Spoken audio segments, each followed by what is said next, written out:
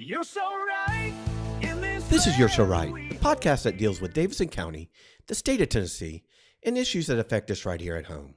I'm your host, Lonnie Spivak, and today we're going to be talking with my good friend and area grassroots director from Middle Tennessee for Americans Prosperity, Pamela Furr. Pamela, welcome to the program. Thank you. Thank you for having me. Now, I need to apologize to you in advance because we live in Middle Tennessee and I'm allergic to pine trees. I'm a little sniffly and a little coughy today. So I just want to apologize to you for that up front. And I promise not to cough or no get spittle, please. on you. We're going to be fine. We're going to make it through this. I've got the extra deep voice today, but it's just going to make the podcast sound just that much better. So thanks for being here. Thanks for being here today. Sure. I know you work extensively with Americans for Prosperity. And can you tell us a little bit about the organization and how they work in Tennessee? Sure. Well, we are the premier grassroots organization that works to empower you, the Tennessean, to live a more free life, to be able to pursue the American dream.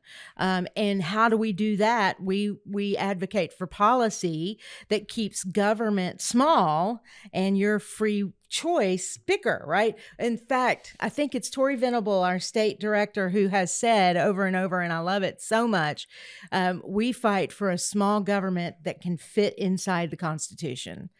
Right. That's a great saying. I love that. And it is true. And so my background has been media my entire life. So I never envisioned this would be my career, but I'm really, really glad that it is. Now, I became aware of Americans for Prosperity back in 2008 and 9 when I was making the decision to run for Congress. And Andy Ogles at the time was the state director for Americans for Prosperity. And I became really aware of what they were doing in the state. And I'm a big fan. So I'm glad you're here today to talk about some of the things that you guys are working on in the state. Now, one of them is in the legislature right now, and it's called Senate Joint Resolution 1. Yes. And that is a plan to amend the Constitution to prohibit the state from doing property tax. In Tennessee. Will you tell us a little bit about that? Sure. Well, the bottom line is we do have a provision in our state constitution that allows for our government to invoke a statewide property tax. Right now, it's at 0. So nobody sees it, nobody feels it, and most people didn't even know it existed. And so with some research, we discovered that it's there. So we want to do what we can to get it out of there, just like we did with the state income tax. We want to get it out of the Constitution, ban it once and for all. That way, in the future, some crazy kind of emergency could happen and your lawmakers are going to go, well, we need the money, so we're going to have to raise your property taxes from a state standpoint. We've got it at the local. This does nothing to your county property taxes. And I think that's going to be an important distinction as legislators look at this bill because the counties rely so much on the property tax to fund schools and first responders and even those stupid little reflector poles in the street. The property tax funds probably 85% of everything that local governments do. So I think that's an important distinction to have, that this is only going to be at the state level. Yeah, and you're not going to feel it because it's at 0. It's currently at 0. It's at 0. So the state won't miss it. Now, if I remember correctly, there was a property tax at one time in the state of Tennessee. And I think the last time the state had levied a property tax was 1949. No, I'm not sure about that. I thought it had never been invoked. So maybe so. But My I know research showed it, at least there had been at one time. At this point, though, it's at 0, and let's get rid of it. At 0. Now, Tennessee has been a leader in cutting taxes on its citizens. We've one in our Constitution prevented a income tax. Yeah, and I was around when that first started in the 1990s, when we were horn honking and going down to the Capitol and saying no new taxes, at the state level, no income tax. And that's also when we had a governor who was supposed to be a Republican, and for whatever reason wanted to invoke this state income tax. So we fought that. Tennesseans fought that and won, and then put it in the Constitution. I was there on Legislative Plaza with Phil Valentine and Steve Gill that day, and that one moment in time really is what put my life on a direction of dealing with which day. Politics. I mean, are you talking in 2000 or in the 90s? No, in the 90s. Okay, yeah, because that's horn when honking and stuff. And so I was actually one of the people who was locked in the Capitol when they sealed it up. Oh, yeah. And they had the really quote stormtroopers that came in and were trying to keep you guys from going inside. I mean, the legislators at the time were just having panic attacks and people leaving in ambulances. It was a crazy thing. It really was. Thousands of people were down there. It was great. And I mean, not just on the plaza, but driving around honking horns and all the other stuff. And that was the defining moment of my political career. I guess I don't get paid for it, but it put me on the path of doing politics. Yeah. And really, to this day, that is one of the reasons why I really support Marsha Blackburn, because she was one of those who really stood in the breach and helped us keep Tennessee from having a property tax when a Republican governor was pushing so hard for it. You had Marsha Blackburn, you had May Beavers, you had Donna Rowland at the time, you had Diane Black at the time. I noticed it's all women, but it was pretty powerful stuff. I mean, they really, really helped keep people, the citizens of Tennessee, informed that this was going on. And mind you, this was before you had your smartphones and your text messages. So you had to send, covert messages through your beepers. If it wasn't for the late, great Phil Valentine and Steve Gill and their programs, I do not know that we would have been able to stop that process. Yeah. And their call to action was such a big help to keep Tennessee the greatest state in the union, in my opinion. And you said that was, a defining moment for you. I would certainly say that was a defining moment for me to understand that in the state of Tennessee, when you say, okay, it's time to activate, people in Tennessee activate when it's a cause that is worth fighting for. And so we think that the statewide property tax, to ban it, is a cause worth fighting for. I don't know that we're going to have to go to the Capitol and honk our horns per se. We've gone to the Capitol several times last year and this year to talk to lawmakers to make sure they understand this is really important. We need to get rid of it. But the horn honking we haven't had to do yet, but we will if we have to. But that's what's so great about Tennessee, is that we as volunteers not just volunteer to help people when they're in need, when there's a tornado or what have you, but they volunteer to get involved when there's a need politically too. So this is an attempt to amend the Constitution. So for people who aren't aware, it's not an easy process to amend the Constitution. And it shouldn't be. So let's talk about that. What's involved with changing the Constitution in Davidson County? So Tennessee, actually. In Tennessee. So it has to go through the bill, whatever it is that you're wanting to amend the Constitution. It has to go through 2 legislative sessions. And so this particular one went through last session, and it passed by a simple majority. And so this year it's going through and it has to pass by a 2/3 majority. And then once that happens, then it goes to the ballot during a governor's election. So in 2026, if they get 60% of the vote this legislative session, it'll be on the ballot. It'll be on the ballot. It'll be a ballot referendum where everybody can vote for it. And then if I'm not mistaken, this is how it works. It has to have as many votes as the governor got plus one. It has to have the majority of the votes of the people who voted in the gubernatorial race. Yeah, So, plus one. Yeah. And then the Constitution is amended. So in Tennessee, obviously, we have a supermajority legislature. How do the numbers look in the state Senate? Because I think really that's probably the hardest push, right? Sure.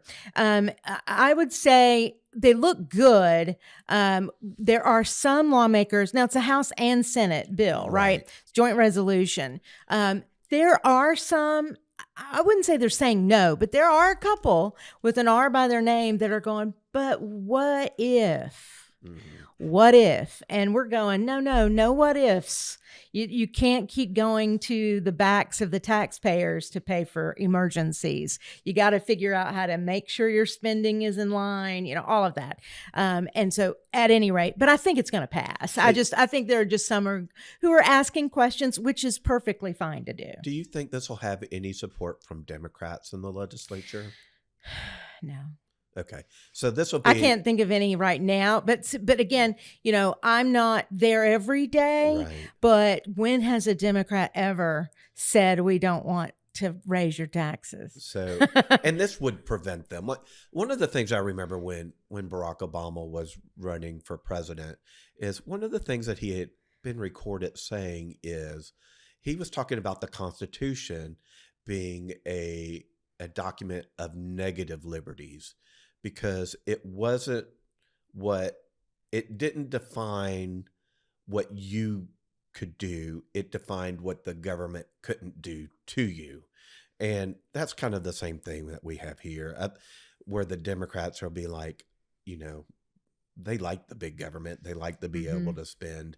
And, we're lucky that Tennessee is the most fiscally sound state in the union with the lowest debt ratio of any state. Yeah. And we want to keep it that way. Absolutely. So that's why we want your lawmakers to pass this bill. So if you're listening, even if you're in Davidson County, because this is mostly for Davidson County, right? Mostly. Even if you're Davidson County, contact your lawmaker. My lawmaker I live in Davidson County. Mine is Heidi Campbell. She knows how I feel on this. Call her up and tell her, look, do the right thing here. Now, I will say that the Republican senator, our only lone Republican in Tennessee, is Mark Pody. He's signed on as a co-sponsor of this bill, I believe. So, it'll be good just to tell him thank you for supporting this bill. But call Bo Mitchell and Jason Spain and Heidi Campbell and let them know to support this amendment to the Constitution that would ban the state from levying property taxes on you ever again. And maybe they'll do the right thing. I have low expectations for some of our Democrats, especially out of Davidson County. But who knows? Maybe they will. Maybe they will. It's the right thing to do on this one. I agree. This one's easy. So tell us about some of the other things that Americans for Prosperity is doing. Now, I know you handle with grassroots. So what's the big stuff that you guys go? I know you have some other things working in the legislature. Well, we had a couple of successes this year already with passage of school choice. We also saw that I believe it was the House, they now have to record their votes in committees. That's big. Yeah. So we were fighting for that as well.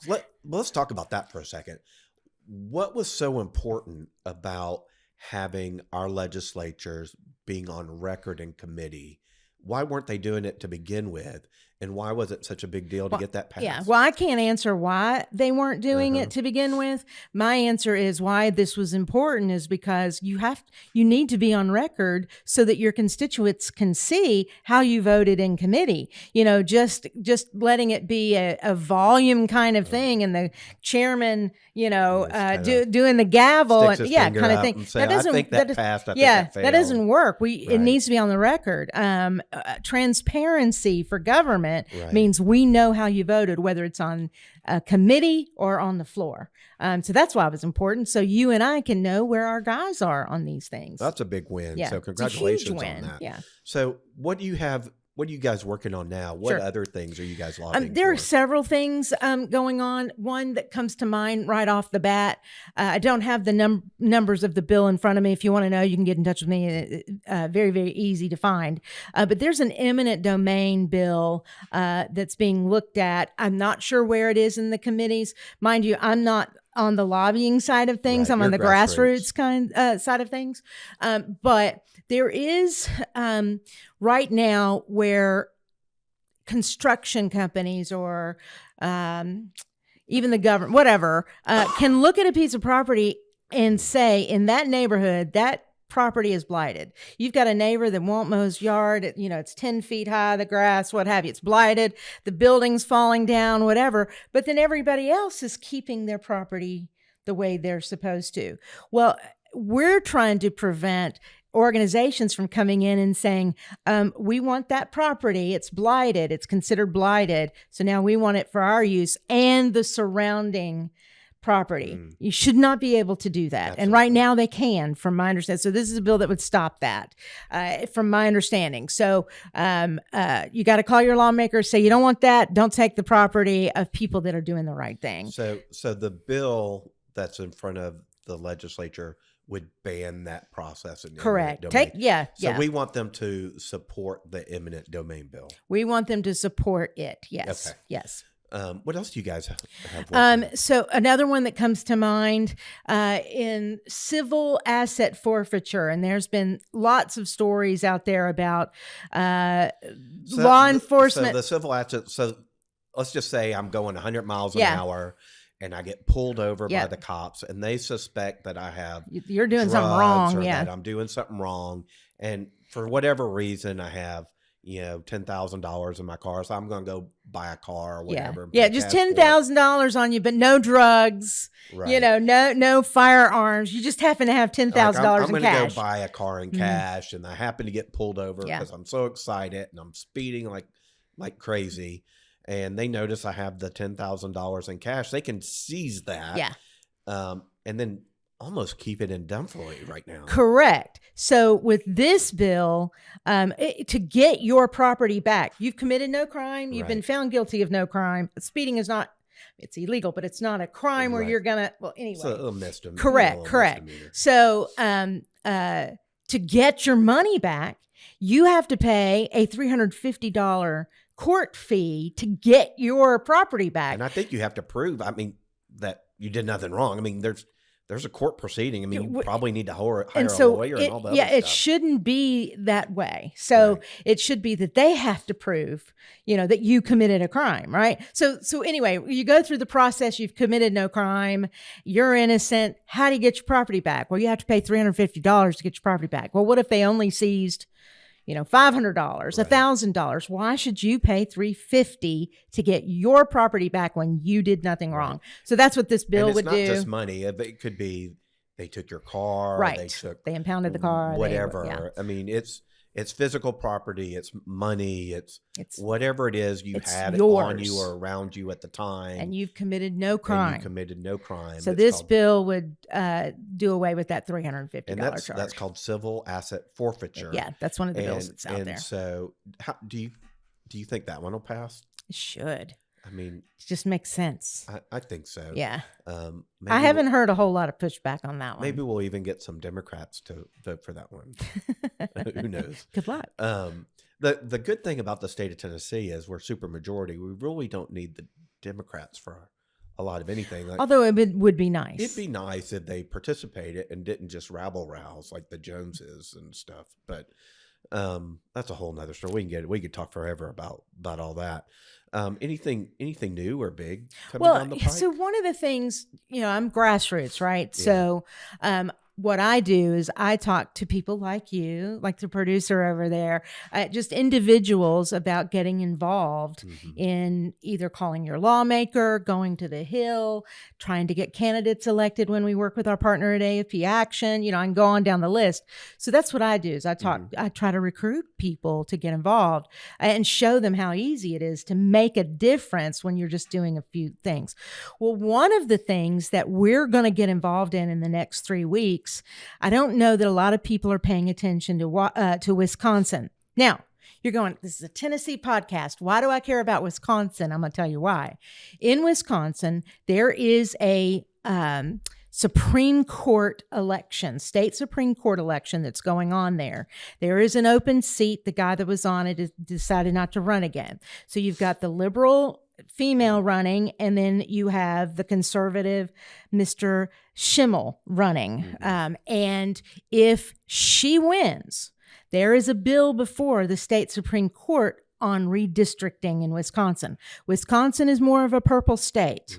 And if that redistricting rules in favor of what they want to do there, it would eliminate 2 of the conservative seats that Wisconsin has in the U.S. House.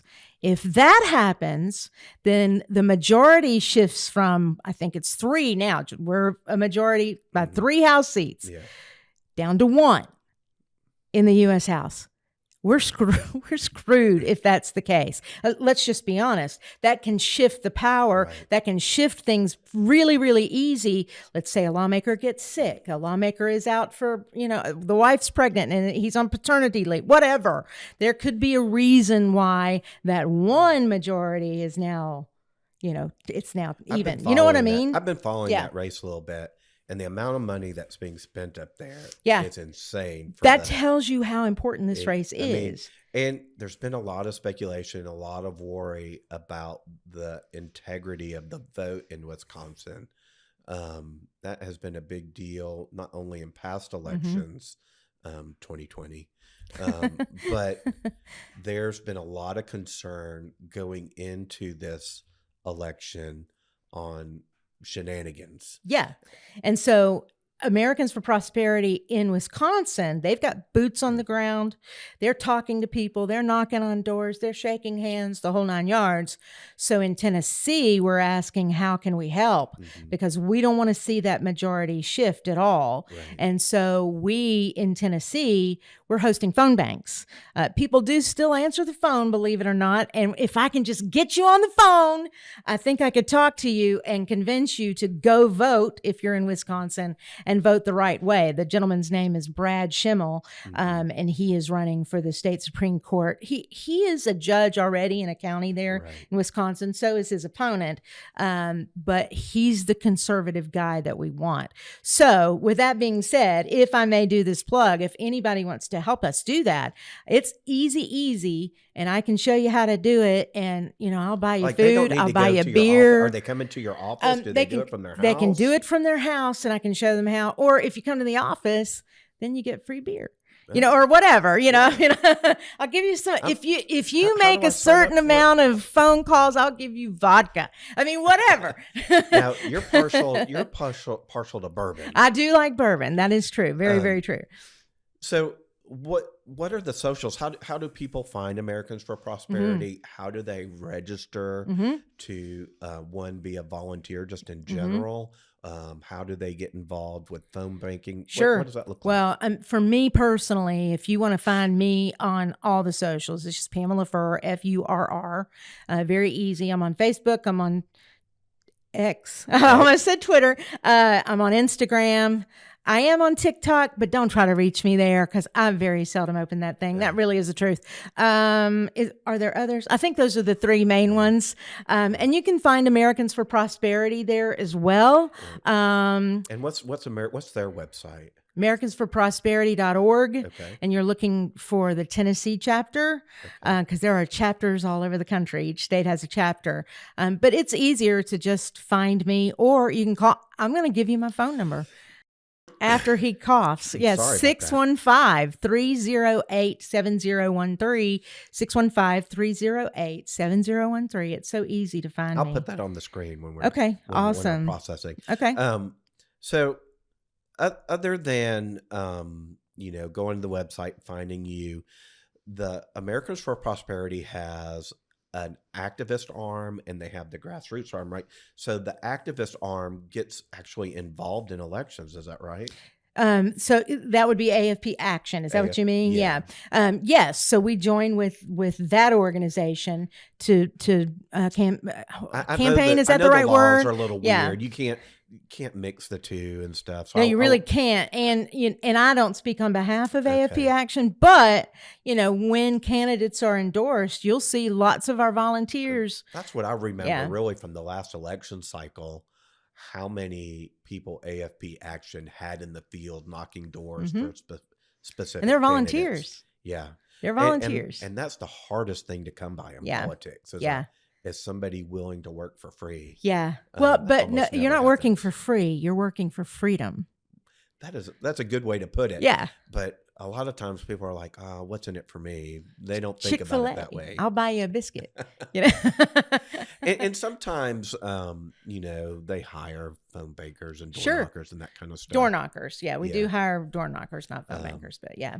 But was there anything else you'd like to cover, or have we really got the whole kit I and think we got a lot. I mean, we're really thankful that school choice passed this year. So what we're waiting on is the Department of Education, the state Department of Education, Right. not the federal, to get the link up for parents who want to apply for those scholarships.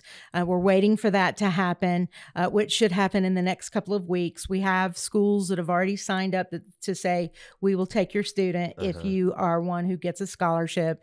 So we're really thankful for that. So that really was the big one. What do we have? Another 4 weeks or so of the general session. Yeah. And then everybody will go home and be happy and do what they need to do in their districts.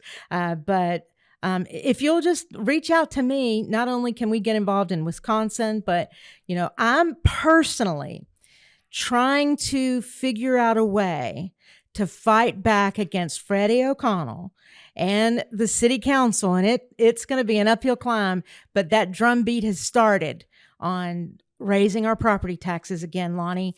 What in the world? I mean, they just raised them 34 freaking percent.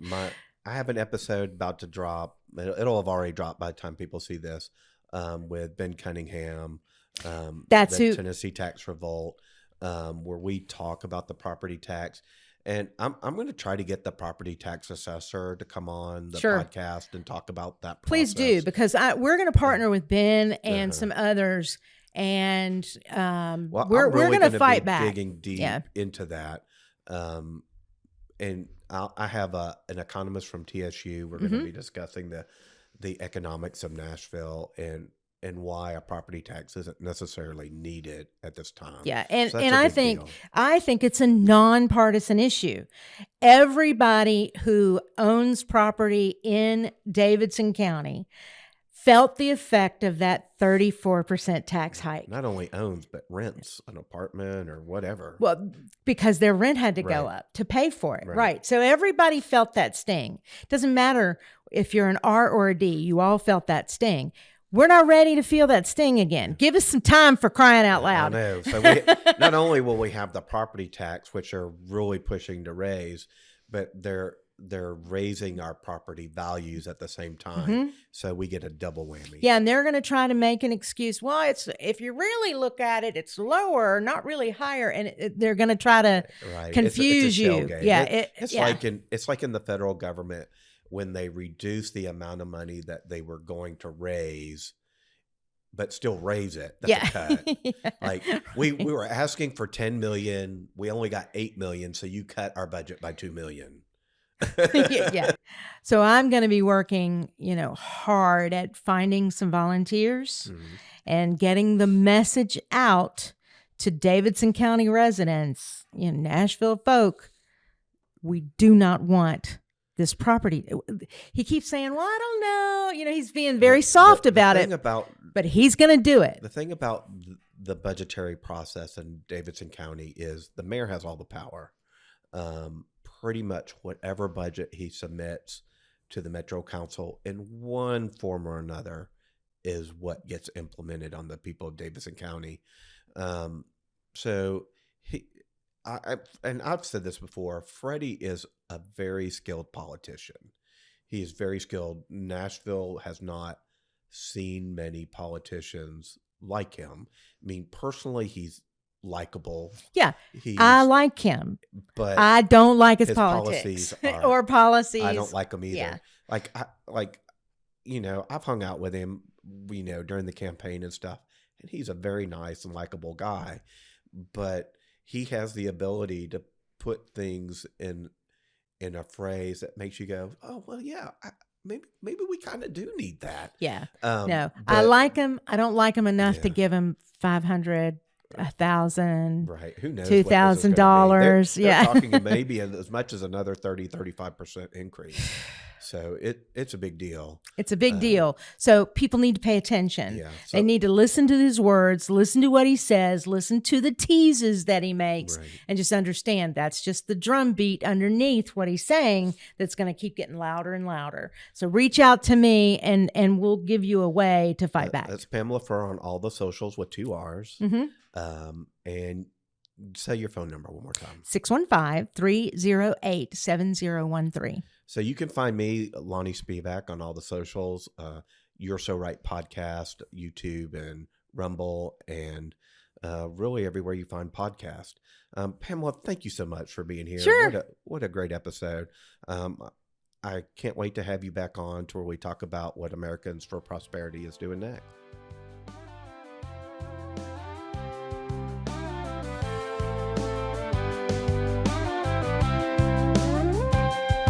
In the heart of Tennessee, where the mountains meet the sky, through the rolling hills and the rivers that run by,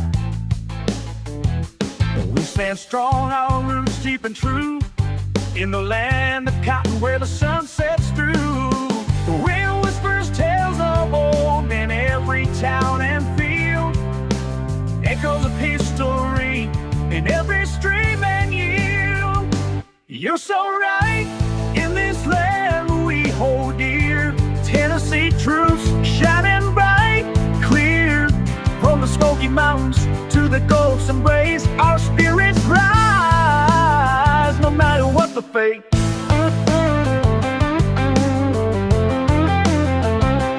In the heart of Nashville where dreams take flight, with every note, the city lights ignite. From honky-tonks to farms, our stories blend in the heart of Tennessee, where we belong. The wind whispers tales of old in every town and field, echoes of history in every stream and guild.